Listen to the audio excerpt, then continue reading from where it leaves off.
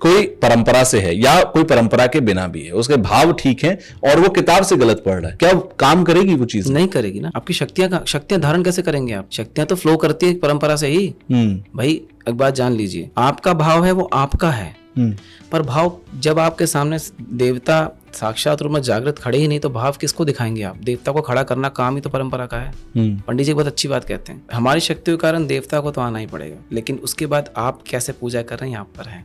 हम देवता आपके सामने खड़ा कर देंगे, पर पूजा फिर आपको करनी पड़ेगी अपने हिसाब से। फिर वो आपका भाव है। भाव है, भाव से भगवान आते हैं, पर वहां पे जागृत तो होने चाहिए। कई बार आप भाव से जागृत कर देते हैं, ये भी होता है, पर फिर उसमें भी आपको गाइडेंस मिलेगा कहीं ना कहीं।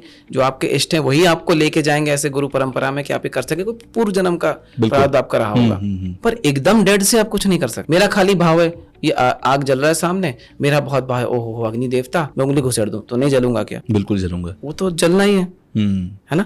तो आपको भाव तो रखना ही है, पर विधि भी तो रखनी पड़ेगी।